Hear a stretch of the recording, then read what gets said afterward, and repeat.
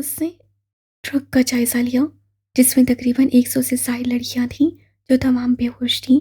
नताशा ने कर सदा नजर उनके बेहोश वजूद पर डाली। अल्लाह तुम्हें और तुम्हारे मैार को सलामत रखे। मुरसलीन रमीज शाह, तुम जैसे के लिए रजा जैसी बहुत, मगर मुझ जैसी के लिए तुम जैसा सिर्फ एक था। आंसू कतरा कतरा उसके दिल पर गिर रहे थे। जहाँ मैं जा रही हूँ वो एक जिंदान है, एक कैद। या तो आज मैं इन तमाम लड़कियों को बाजियाब करवा लूंगी या फिर किस्मत तुम पर मेहरबान हो जाएगी और तुम्हें कभी मेरी शक्ल देखने को नहीं मिलेगी। अल्लाह तुम्हें हमेशा अपनी अमान में रखे। खटपट की आवाज़ आई। सो चुके महवर टूटे थे। नताशा ने फौरन से आंसू पोंछते बेहोश होने की एक्टिंग शुरू की थी। आप जानते भी हैं आप क्या कह रहे हैं? तहा की तेज आवाज़ पर मुरसलीन ने हंसी हंसी आंखें मीच लीं। नताशा ऐसे कैसे लापता हो सकती है भाई? इधर देखिए, मुझे जवाब दें। बड़े पापा ने उसे आपके भरोसे भेजा था, आपको उसकी हिफाजत का जिम्मा सौंपा था। आप ऐसे कैसे उनकी इमारत को गुम कर सकते हैं? उसकी खामोशी पर तहा की आवाज़ मजीद ऊंची हुई। वो गुस्से से लाल पीला होता उसके सर पर खड़ा चीर रहा था जो खुद हारे हुए जवारी की तरह बैठा था। मैं नहीं जानता वो कहाँ गई। आपको पता होना चाहिए भाई कि वो कहाँ गई, क्योंकि वो आपकी जिम्मेदारी थी यार। वो धाड़ा। उसे मुरसलीन से ऐसी बेवकूफ़ी की उम्मीद बिल्कुल नहीं थी। वो भी इन हालात में जब दुश्मन उनकी ताक में बैठे थे। वो मुझसे लड़ाई करके चली गई। मुझे लगा वो वापस आ जाएगी, मगर वो नहीं आई। वो बहुत जिद्दी है ताहा। लहजा हद दर्जा टूटा सा था। तहा को उसकी हालत पर तरस आया। सुर्ख आंखों से वो बंद मुट्ठी को देखे जा रहा था। मैं उसे हर तरफ ढूंढ चुका हूँ, वो मुझे कहीं भी नजर नहीं आ रही। मेरी आंखें थक गई हैं, मगर मुझे उसका साया तक नहीं मिला। वो रोने के करीब था। मुझे उसकी टूटी हुई चूड़ियां मिली हैं, मगर वो नहीं। और अब मुझे लग रहा है, अगर वो मुझे नजर ना आई तो मैं भी उन टूटे कांच के टुकड़ों की तरह रफ्ता रफ्ता टूट जाऊंगा। और वो रो दिया। जो लड़की उसके मैार तक ना आती थी वो उसकी गुमशुदगी पर रो रहा था। आंसू कतरा कतरा उसकी बंद मुट्ठी पर गिर रहे थे। ताहा को मजबूत आसाब का मालिक आज एक बार फिर टूटा बिखरा सा महसूस हुआ, मगर वो उसे फिर से बिखरने नहीं दे सकता था। भाई, संभाले खुद को। वो एक फाइटर है, उसे कुछ नहीं होगा। ताहा गुस्सा भुलाए उसे तसल्ली देने लगा, मगर अहमद के अंदर आने और वो शॉकिंग न्यूज़ सुनने के बाद उनकी सारी तसल्लियां हाँक हुई थीं। अब कहाँ जा रहे हैं आप? ये कैसा सवाल है? यकीनन मैं उसे वापस लेने जा रहा हूँ। मुरसलीन ने तब कर कहा। आप बड़े पापा के ऑर्डर्स के खिलाफ नहीं जा सकते भाई। और उसकी फिक्र नहीं करें, वो फाइटर है, उसे मुकाबला करना आता है। वो फाइटर जरूर है, मगर मैं उसे वहां उन दरिंदों के सामने अकेला नहीं छोड़ सकता, हरगिज नहीं। वो बाहर को भागा था। तो क्या आप ये सब उसकी मोहब्बत में कर रहे हैं? मुरसलीन के बढ़ते कदम रुक गए। कुछ काम इंसान इंसानियत के नाते करता है, और मैं अपनी गलती सुधार रहा हूं बस। दो टोक जवाब आया। मुझे नहीं मालूम था कि इंसान इंसानियत के नाते आंसू भी बहाता है। तो फिर यकीनन वो आंसू भी झूठे होंगे। ठीक कह रहा हूं ना भाई? ताहा के कड़क लहजे ने मुरसलीन को मुड़ने पर मजबूर किया था। मेरे पास तुम्हारी इस फजूल बकवास के लिए वक्त नहीं है। वो जख्मी शेर की तरह धाड़ा। ताहा उसका जवाब सुने तंसिया हंसिया, जिसे इग्नोर किए मुरसलीन बाहर की जानी पड़ गया। अंदर कैसे जाएं? यहाँ तो तकरीबन 100 से ज्यादा गार्ड्स हैं और हम सिर्फ 4। ताहा ने उसे देखते संजीदगी से कहा। वो चारों उन तंग गलियों से होते दीवार की ओर में खड़े मेन गेट पर नस्से जमाए खड़े थे। मैं इस पहेली को सुलझाने में वक्त ज़ाया नहीं कर सकता था। वो मुसीबत में होगी, मुझे जाने दो। अब इतनी भी क्या जल्दी है भाई? ताहा ने फौरन उसका बाजू थाम लिया। लड़ाई नहीं करनी थी? अगर इतनी परवाह थी तो? तुम बहुत बोल रहे हो ताहा, ये ना हो कि मैं इनसे पहले तुम्हारे दांत तोड़ दूं। झिड़क पर ताहा एकदम से पीछे हुआ। मुझे एक रास्ता मिला है। अहमद वापस आते जल्दी से बोला और सब भी उसकी तरफ मुतवज्जा हुए। और फिर उसके बताए हुए रास्ते पर वो चारों छुपकर अंदर दाखिल हुए थे। एक तो बड़े पापा को भी इन्फॉर्म नहीं किया, दूसरा बगैर किसी फोर्स के यहाँ पहुंच गए हैं। भाई, मेरी एक बात लिख कर रख लें। अगर आज यहाँ कुछ गलत हो गया ना, तो बड़े पाओ हम में से किसी को जिंदा नहीं छोड़ेंगे। ऐसी बात ना करें सर, मेरे छोटे छोटे बच्चे हैं। जहाँ सादिक बेचारगी से बोला वहीं अहमद का कहकर छूटते बचा था। हाँ भाई, तुम भी बता दो कोई आखिरी ख्वाहिश अपनी। ताहा ने वहां का जायजा लेते अहमद को मुहातिब कर लिया। मेरे पास ऐसा कुछ नहीं है जिसके लिए मुझे मेरी जिंदगी की लालच हो। वो दो टोक लहजे में बात करता था। तुम सब बकवास जारी रखो, मैं जा रहा हूँ। घर में बुलेट्स चेक करते मुरसलीन उस खाली खिड़की से कमरे में कूद गया। हम भी आ रहे हैं भाई। ताहा और सादिक भी उसके पीछे गए थे, जबकि अहमद ने तिरछी नजर गेट की तरफ डाली। फिर आसमान में देखते उससे गर्दन घुमाई, गहरी सांस ली, सर नफे में हिलाया और आखिर जो नहीं करना था वो ही कर दिया। मोबाइल वापस रखते वो भी उनके पीछे उस खिड़की से कमरे में कूद गया। उस कमरे में ज़्यादा कुछ नहीं था, खाली बॉक्सेस और कुछ लड़कियों के कपड़े एक तरफ रखे थे। उस सामान को देखते उन्होंने एक दूसरे को इशारा दिया। बाहर से तेज आवाज़ में गानों की धमक अंदर तक आ रही थी, साथ में शोर भी था जिनमें मर्दों और औरतों की आवाज़ें शामिल थीं। मैं आगे जाता हूँ। मुरसलीन उन्हें देखकर गन वेस्ट में रखे दरवाजे को थोड़ा सा खोलता बाहर को निकला था। वाह फुरकान मियाँ, आज जो तुमने कमाल कर दिया। हर लड़की एक से बढ़कर एक है, दिल खुश कर दिया तुमने। फिर ये भी तो देखो ना तारा बेगम कि काम किसके हाथ में था। अरे अरे, बहुत हुई बातें, अब जल्दी से इनकी बोली लगवा, बाहर सेठ इंतजार कर रहे हैं। एक के एक आवाज़ें उसके कानों में पड़ रही थी।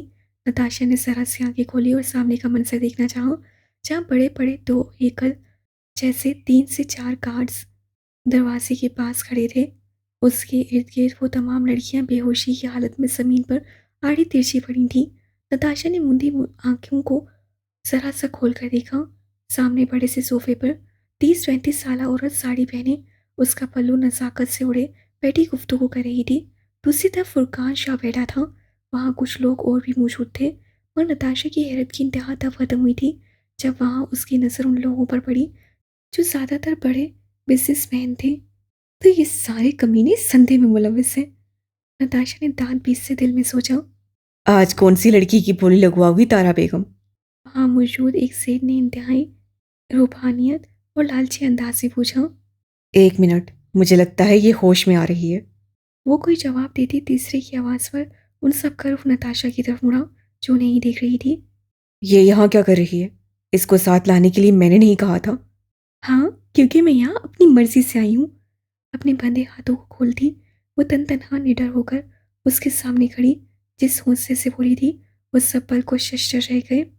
फिर सबका कहकर एक साथ उस कमरे में गूंजा था।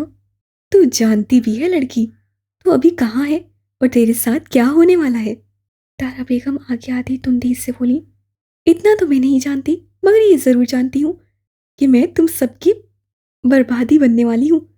वो बर्बादी जो तुम सबके चेहरे बेनकाब करेगी।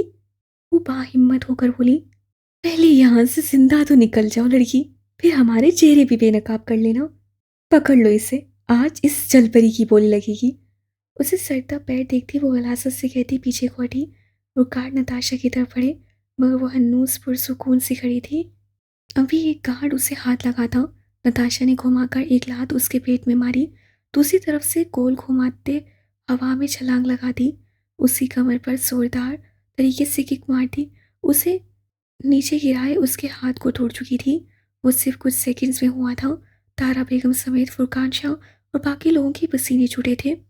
ये मुझे कोई आम लड़की नहीं लगती। दी वॉरियर, इतना तारुफ काफ़ी है या कुछ और बोलूं? दूसरे गार्ड्स को अपनी तरफ बढ़ते देखकर उन्हें भी पुचकारते वो मकरूरियत से खोया हुई। इतना बड़ा धोखा फुरकान शाह! तारा बेगम उसकी तरफ मुड़ते खेसो खस के आलम में दाढ़ी। मैं कुछ नहीं जानता। ये लड़की एक टीचर थी, इसने मुझे बताया था। इससे कहा और तुमने यकीन कर लिया बेवकूफ़ इंसान। तुमसे तो बादशाह खुद निपट लेगा, अभी मैं इससे निपट लूं। उसी धमकी से नवाज से तारा बेगम उस पर झपटी। नताशा ने घुमाकर एक थप्पड़ उसकी कनपटी में मारा। मुझे दूसरी लड़कियों की तरह मत समझना तारा बेगम, मैं कोई गुलाब का फूल नहीं हूँ जो जरा सी तेज हवा पर टूटकर जमीन पोस हो जाएगी। मैं वो चट्टान हूँ जिसे तोड़ने के लिए तुम्हें पहाड़ जितनी ताकत इकट्ठी करनी होगी। तुमने मुझ पर हाथ उठाया लड़की, तुम्हारी इतनी जुरत! तारा बेगम अपनी इतनी तौहीन पर सुर्ख अंगारा होती जी ही। इनको बचाने आई हो ना तुम, तो देखो इनके साथ मैं क्या करती हूँ। गार्ड से कन लेते उससे बेहोश पड़ी लड़की की तरफ उसकी नाल की थी।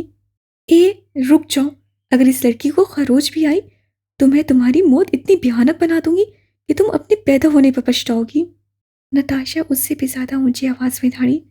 फिर चुपचाप अपने आप को हमारे हवाले कर दो, उससे कहा और नताशा ने हाथ ऊपर को उठा दिए। तारा बेगम फातिहाना अंदाज से मुस्कुराती गार्ड्स को इशारा दी गई।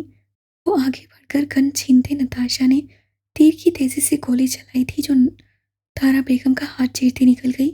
गोली की आवाज़ पर वहाँ खलबली मच गई। उसके हाथ से गन जमीन पर जा गिरी, जबकि कार से नताशा से भी गन छीन ली थी। वो दर्द से करा उठी, मगर फिर नताशा को गार्ड्स की हिरासत में देखते वो आगे बढ़ी और अपने भारी हाथ का थप्पड़ उसके मुंह पर मारा। फुरकान शाह ने फौरन से बेहोशी का इंजेक्शन निकाला और नताशा के बाजू में घूम दिया। ले जाओ इसे और तैयार करो, इसकी बोली आज मैं ऊंचे दामों में लगाऊंगी। फुरकान शाह, तुम मेरे कमरे में पहुंचो। नताशा अपनी गैर होती हालत संभाले हाथ पैर चला रही थी, मगर दिमाग आलूदगी में जा रहा था। उससे आंखें बंद करने से पहले जो चेहरा देखा वो मुरसलीन शाह का था, और फिर लाख जब्त के बावजूद वो आधे घंटे में बेहोश हो गई। यहाँ लड़कियों की तस्करी के अलावा बोली भी लगाई जाती है। तुम लोग तैयार है ना? जैसे मुझे निताशा मिलेगी मैं इशारा दूंगा, तुम लोग अंदर आ जाना। मगर हम तो अंदर आ गए हैं और आपके पीछे खड़े हैं। हैमर ने उससे कंधे पर हाथ रखते पति से निकाले कहा तो ताहा और सादिक भी हंस दिए। ताहा ने भी पुलिस यूनिफॉर्म बदल दिया था, जिसकी वजह से उन्हें बचत हो गई थी। वहाँ मौजूद लोग उन्हें पहचान नहीं सकते थे। अभी वो अपनी कार्रवाई शुरू करते, मुरसलीन अपने कंधे पर किसी के भारी हाथ का लम्स महसूस करते पलटा। उसके साथ वो तीनों भी पलटे। सामने दाढ़ी मूछ लगाए कमीज शलवार में मलबूस हमसा को देख उन सबके पसीने छूटे थे। एक लफ्ज ना निकले तुम लोगों में से किसी की भी जुबान से। चुपचाप मेरे पीछे आओ। हमसा ऑर्डर देता खुद आगे निकल गया। ताहा, मैं इसका बदला तुझसे जरूर लूंगा। अफाफ की कसम ले लें भाई, मैंने इन्हें नहीं बुलाया। मुरसलीन के तेवर देखते वो फर बोला। आखिर वो सब उनकी नज़रों से बचते बचाते फर्स्ट फ्लोर के एक खाली कमरे तक पहुंचे थे, जहां हमसा के एंटर होते। वो सब एंटर हुए। सामने आर्यान समेत मलाइका, वकास, हमजा और फैसल की खतरनाक घोड़ियों से खुद को नवाजी छिपाकर उन सब की थूक हलक में ही अटके थे। मेरे हुक्म की खिलाफ वर्जी करने की जुर्रत भी कैसे की तुम लोगों ने? आर्यान की दहशत सदा सी आवाज़ पर वो सब अपनी जगह लर्ज उठे। ब, ब, बड़े पापा, मुझसे कसम ले लें, मैं भाई की वजह से यहाँ था। मैंने तुमसे बड़ा डरपोक इंस्पेक्टर अपनी जिंदगी में नहीं देखा कमीने। सामने डीएसपी होता तो मैं आपकी साइड जरूर लेता भाई, मगर आर्यान मलिक के सामने मैं ये बड़ापन नहीं देख सकता। ये क्या बड़बड़ कर रहे हो तुम दोनों? मुंह ही मुंह में जवाब दो आर्यान की बात का। वकास की आवाज़ पर वो दोनों झट से सीधे हुए। जिसने आपको यहाँ बुलाया उसने वजह भी बताई होगी यकीनन। नहीं, मैंने इन्हें वजह नहीं बताई। अहमद शजी ने इंतहाई इत्मीनान से कहा। तो तुम गद्दार हो हमारे बीच। मुरसलीन अब उस पर चढ़ दौड़ा। जॉबन उसे लापरवाही से कंधे उचकाए जैसे कोई फर्क ही नहीं पड़ता। हम नताशा के लिए यहाँ आए हैं। आर्यन की घुरी पर आखिर वो बोल पड़ा। वॉट? नताशा कहाँ है और वो यहाँ कैसे आई? मलाइका फौरन से उसके सामने आई और फिर मुरसलीन ने सारी बात गोल घुमाकर उनकी गोश गुजार कर दी। वकास और मलाइका के चेहरे की हवाइयाँ उड़ी थीं। मैंने उसे तुम्हारे भरोसे भेजा था मुरसलीन, तुमने मुझे बहुत मायूस किया है। आर्यन के सख्त लहजे पर वो शर्मिंदगी से सर झुका गया। और ताहा, तुम इतने लापरवाह कैसे हो सकते हो? डैड, मुझे नताशा की फिक्र हो रही थी, इसलिए इसलिए तुम लोग मुंह उठाकर बगैर किसी तैयारी और बैकअप प्लान के दुश्मन की कचार में घुस गए। अब के फैसल भी गुस्से से बोला। गुस्सा करने से कुछ नहीं होगा सर। यहाँ कुछ देर में लड़कियों की बोली लगने वाली है। हमें प्लान बनाना होगा और नताशा मैडम समेत उन तमाम लड़कियों को बचाना होगा। अहमद ने तहम्मुल से कहा तो आर्यन जो गहरी सोच में था उसने मोबाइल पर व्हाट्सएप खोला और सबको नज़दीक बुलाया।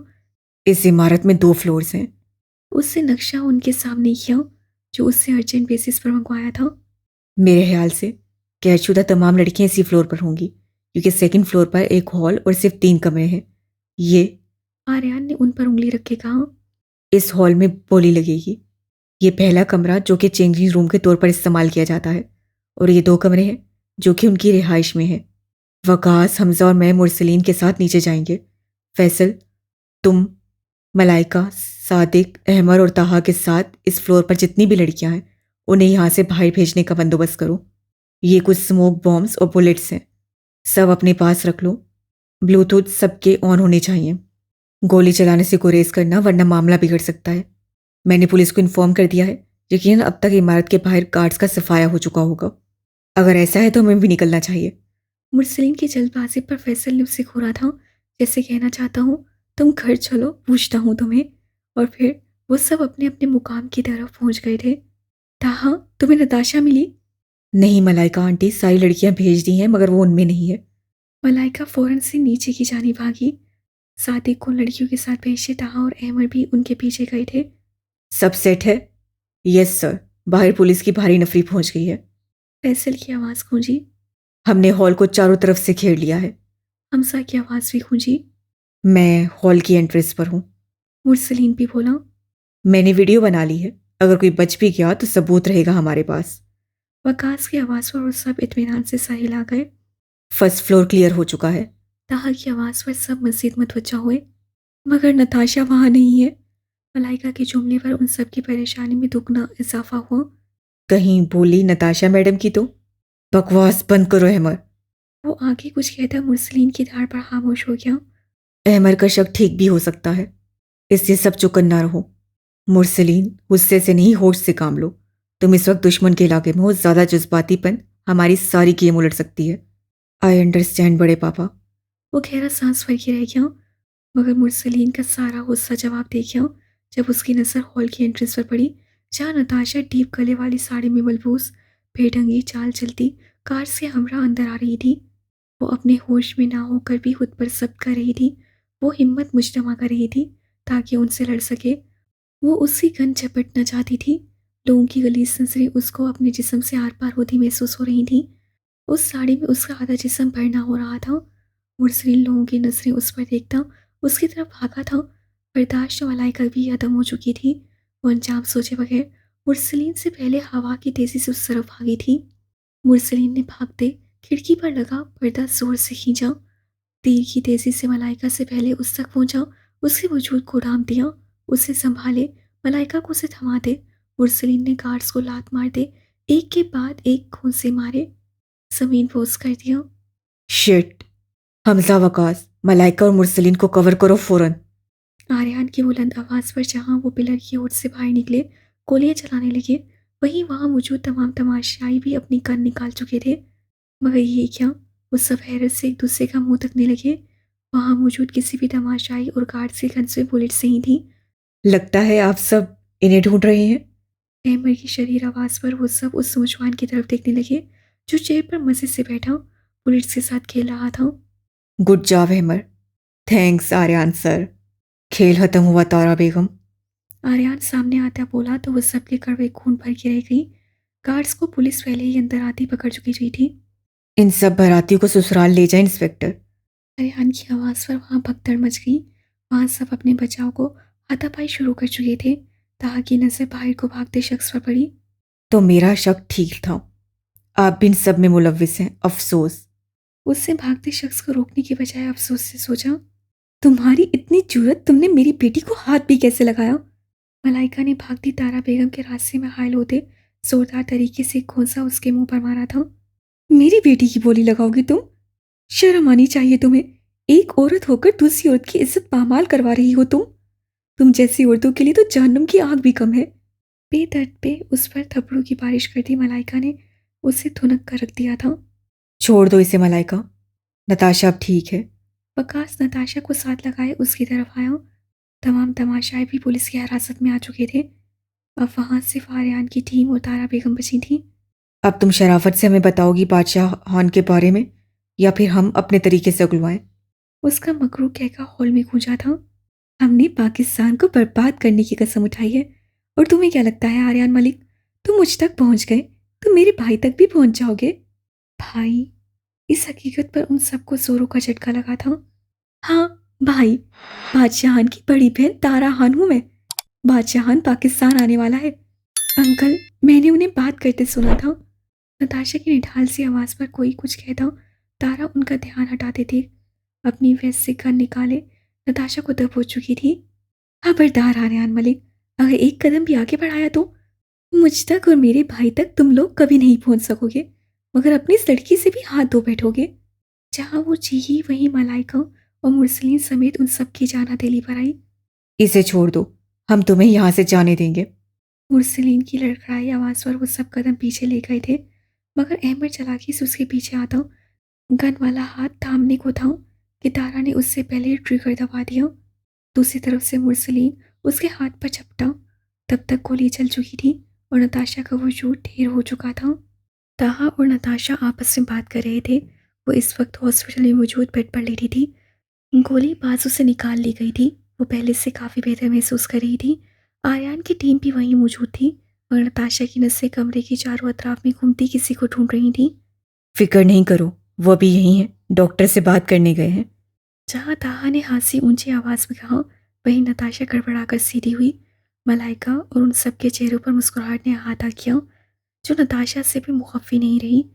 मैं तुम्हारे भाई को नहीं ढूंढ रही, समझे तुम? मगर मैंने तो भाई का जिक्र किया ही नहीं, मेरी प्यारी बहन। ताहा ने बामुश्किल अपनी हंसी दबाई। नताशा का दिल चाहा अपना सर पीट ले। सबके होंठों पर पहला तबस्सुम देख वो जी भर कर शर्मिंदा हुई, मगर फिर दरवाज़ा खोला और मुरसलीन रमीज शाह वार्ड में आया। उसके कपड़ों पर खून लगा, यकीनन उसी का था। नताशा उसे देखती तकिए से टेक हटाए रूह बिल्कुल फेर गई, जिसका मतलब साफ था, वो उसकी शक्ल भी नहीं देखना चाहती। सबको इग्नोर किए वो चलता नताशा के पास आ रुका। तुम्हारी तबीयत कैसी है अब? अफसोस जिंदा हूँ, तुम्हारी ख्वाहिश पूरी नहीं हुई।